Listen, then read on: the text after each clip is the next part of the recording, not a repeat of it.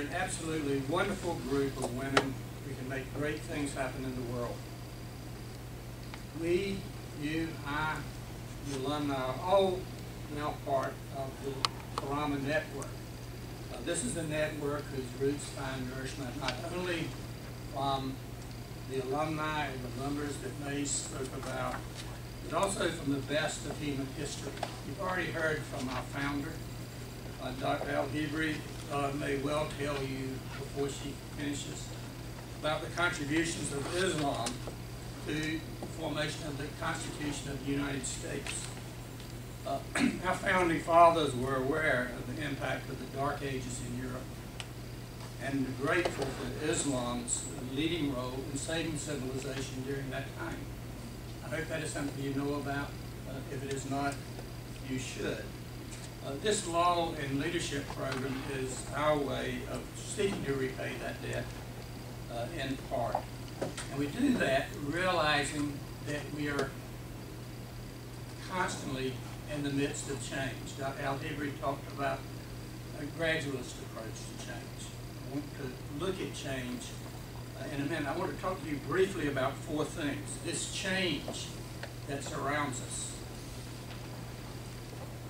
Gender differences and equality. What research shows us about the ability of women to do jobs from which they previously excluded and which were the sole province of men. And finally, some of the values that have drawn us together. First, change. Think for a second about your life. You're bound to have thought about that when you came here. What is your potential for doing good? And what are the barriers and openings for achievement of your potential?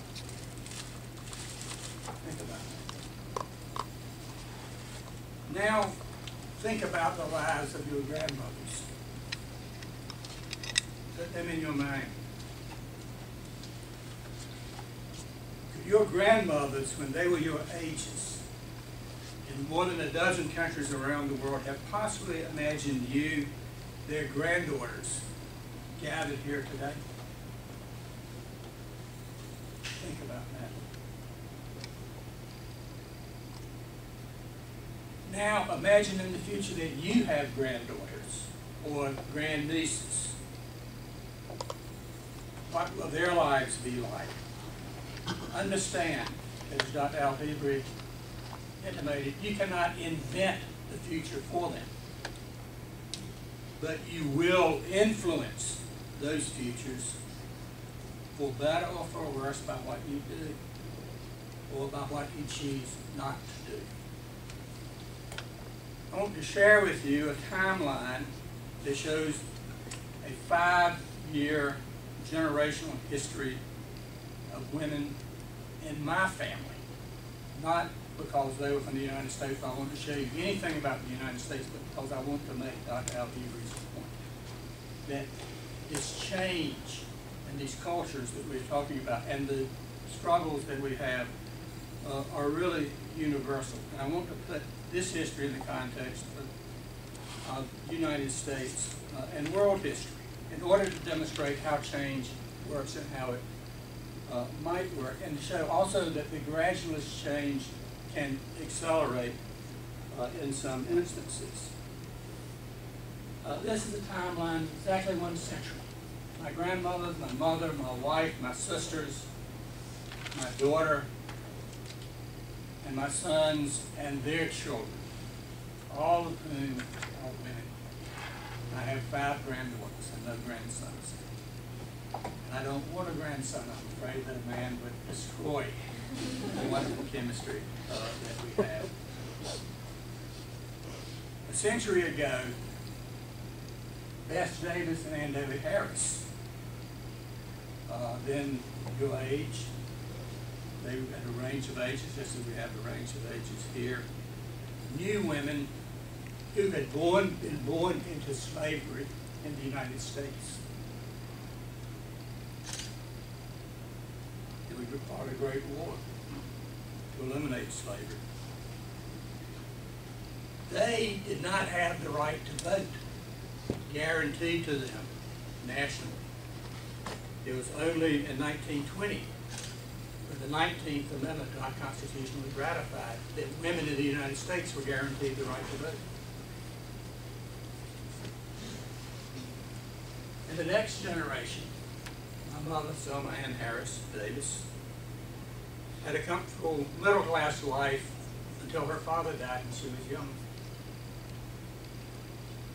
Though she was the valedictorian of her high school class and one of the first 2 women ever admitted to Wake Forest University, without the kind of scholarship and financial assistance that we have today, she could not continue. We go forward to the 1960s. Look at my wife, the child of a hard-working farmer, not affluent. But she came from a family of great athletes, and she was a wonderful athlete herself. Her brothers received athletic scholarships to attend college. But at that time, there were no athletic scholarships available for women. But from the time that my mother had young, some things had happened. And with the aid of small academic scholarship and student loans, she was able to graduate from college, as did my sisters. They went into careers that at that time were the traditional careers for women: teaching and nursing. In the 1980s, because of change, other opportunities were available, and they all returned to graduate school. Became a PhD psychologist, a counselor, and a lawyer in their 30s. When 2 of them had 3 children, and the other one 2. My daughter, 1990, Elizabeth Joy EJ's life was much different. She did not get married in her teens as my wife. My sisters did. She graduated in college as an accountant, and she worked for a year, and then she went to law school, and she became a lawyer, and then she worked, and then she decided to get married later in life, in her late 20s, but still younger than my sons. And women they married who, incidentally, had received an MBA and a degree in international affairs at Johns Hopkins. So the lives you see of these women were very, very different. Change had occurred. And now, I want to show you my granddaughters.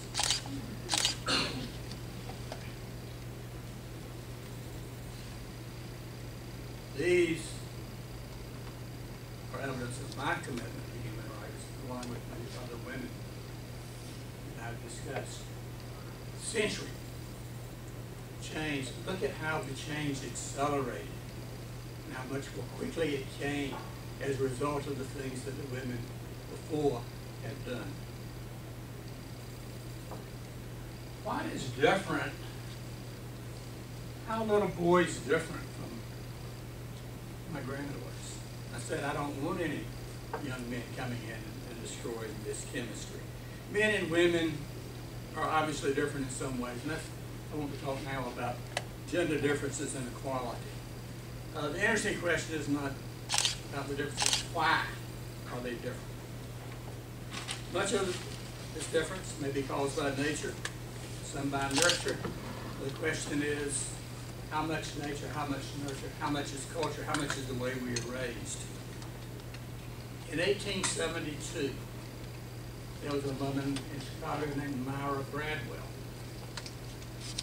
Her husband was a lawyer. She read law with him. She was the publisher of the largest circulated legal newspaper in the country. She took and passed the bar exam. And the Illinois Board of Law examiners said, you cannot be a lawyer. Why? Because you didn't pass the bar? No. Was it because you were not a good character? No, you passed all of the requirements. Why can't you? Because you're a woman.